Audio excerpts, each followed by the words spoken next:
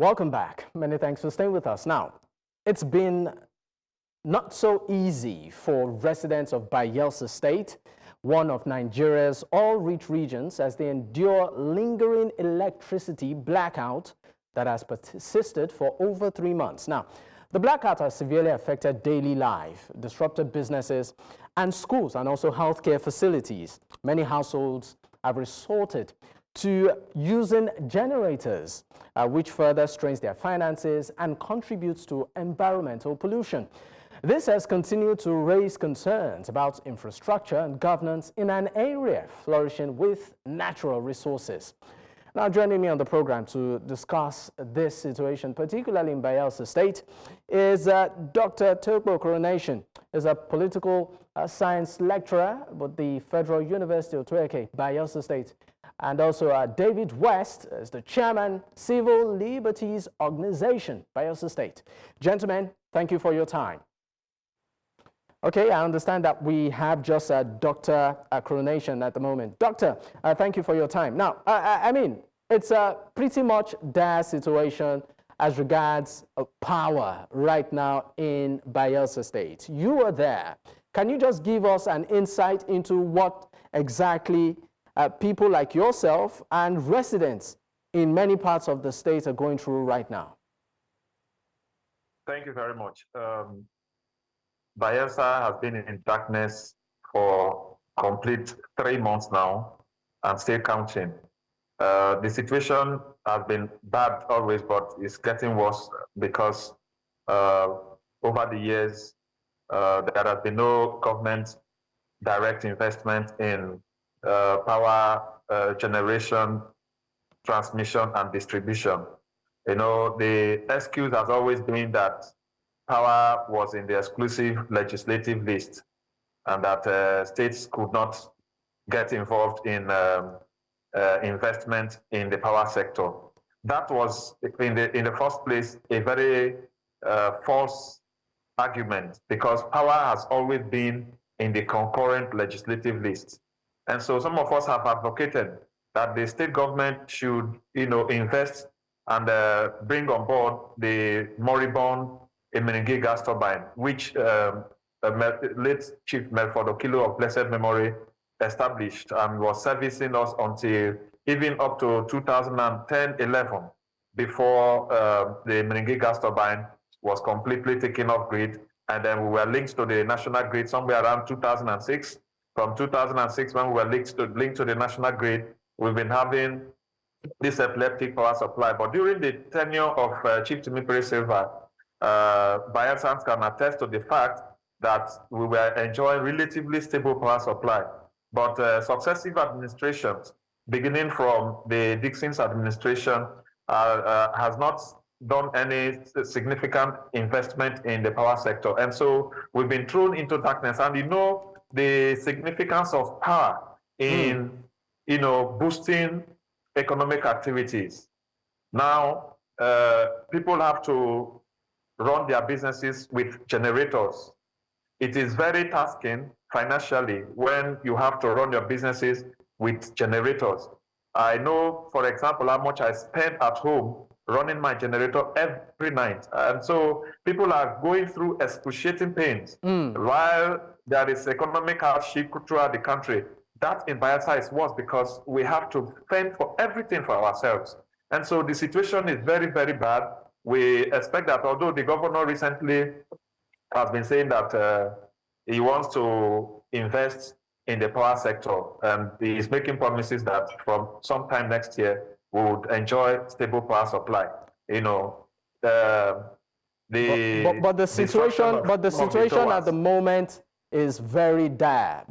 I guess that's what you're trying to paint. I would have loved you to give us an idea of how much you have to spend right now to generate your own power, so that, this will drive home the point. But we understand that what is peculiar to this current outage has to do with vandalism, that about 13 of 16 transmission towers along Awada and Yenogwa, that's about 132 kV transmission lines, were vandalized by vandals. Can you substantiate that? Are you aware of such information as residents of the state? Yes, everyone in Bayelsa State is aware. Actually, the initial announcement we had was that 3 towers were vandalized along the Egbogene-Yenagoa axis.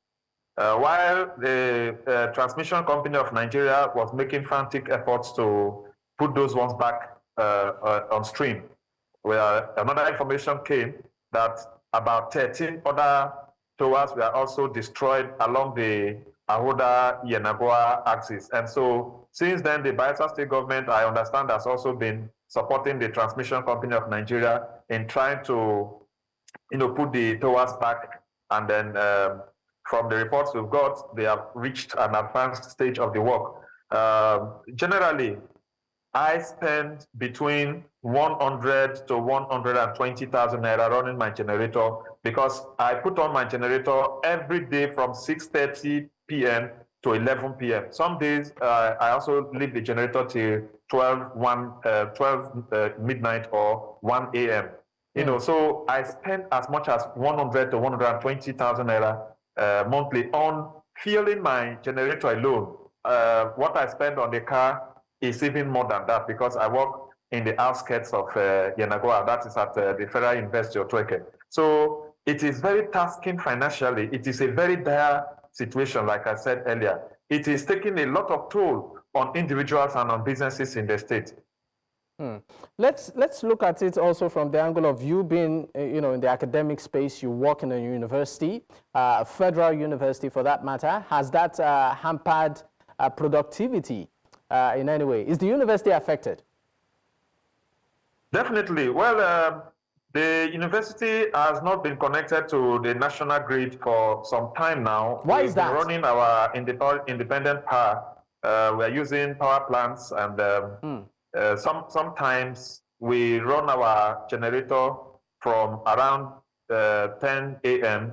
up to 2 p.m. or 3 p.m. as the case may be. You can decipher how much the university authorities are spending on fueling our generators and all of that. So it is a very, very excruciating situation. All right, now let's bring it to governance in the state, particularly in the area of infrastructure development. Are residents happy in terms of the quality of roads, institutions such as the healthcare system? Would you say that Bayelsans are happy with the quality of governance? Generally, my assessment of the performance of the governorate administration is that it has performed below average.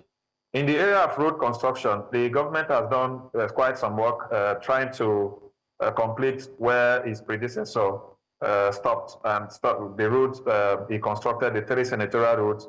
He is trying to also take a road to Brass. For the first time, that attempt is visible. But then beyond that, in the area of healthcare, education, water resources, like water reticulation, commerce and industry, we have not performed very well. I mean, Bayelsa, we seem to be unfortunate as a state with regards to leadership, because if you go to the streets of Bayelsa and you ask people, especially even in terms of the roads, if you go to the streets within the Yenagoa metropolis, you will see how bad, how deplorable the roads are. And so we expected that as a small city like Yenagoa, it would be somewhat like Florida or like Dubai, as they have been touted. But we have a situation where only very few parts of the metropolis are even connected by road. The government is trying to also connect the state capital with roads from the toll gates from the other end of the creek. Then from the other end, this other Bayelsa Palm end up to Egbogene too. The government is trying to connect those. But then in terms of housing, in terms of healthcare, in terms of education, in terms of industry, the government has performed poorly. That is my own assessment. And you can confirm this from the everyday Bayelsans if you go to the streets of the Bayelsa Yenagoa. I mean, you work in the education sector, and you said that the performance has been very abysmal, not impressive at all. What would you rather want to see? In a state like Bayelsa, for example, we have the Niger Delta University that was established by late Chief DSP Alameseya. We also have now the University of Africa, Tororua.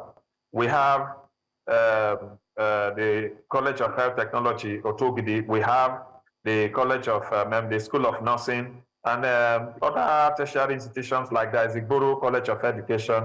We also have the Bayelsa Polytechnic, Alebri, and some other tertiary institutions. We have a plethora of these institutions, but they are not properly funded. What are commissions like? What are commissions like the NDDC, for instance, doing to, and also all companies which are operating there? I mean, in terms of their CSR, are the people not feeling their impact? Well, recently I understand the NDDC is collaborating with the state to build hostels or a laboratory or so at the Niger Delta University. I don't know how true it is. I think that the collaboration is not strong enough.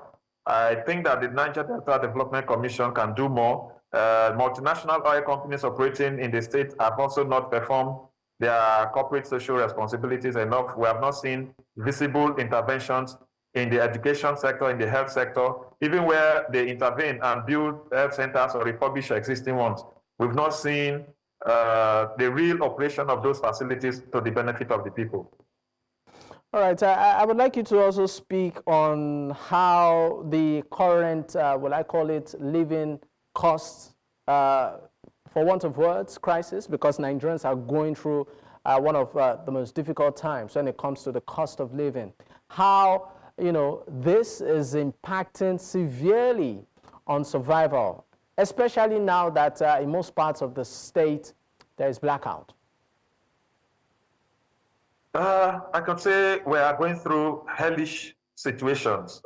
We've never experienced this kind of thing in this country, where people will go to bed hungry. So many families are doing 001. The ones that are trying are doing maybe 101.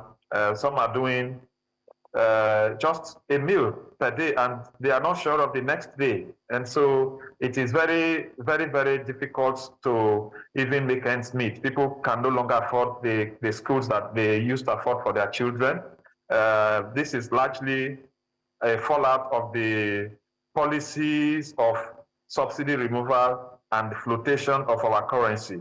I mean, subsidy removal is not something that is undesirable owing to the various accusations of graft within that subsidy regime. However, floating the naira at the same time, which has now brought about the landing cost at somewhere around over 1,000 naira, has made things so difficult. Even with the Dangote refinery, you see that because of the exchange rate that is in the region of 1,600 and something, it's still very expensive. And so the federal government, I suppose, is working towards trying to ameliorate the plight of Nigerians. But what they ought to do is to still go back to the regime where the naira was being defended. That is the only way that the cost of living crisis could be ameliorated. Otherwise, now I was only reading this evening that the NNPC the federal government has announced yet another increase in the price of PMS. And this thing is pushing Nigerians to their limits.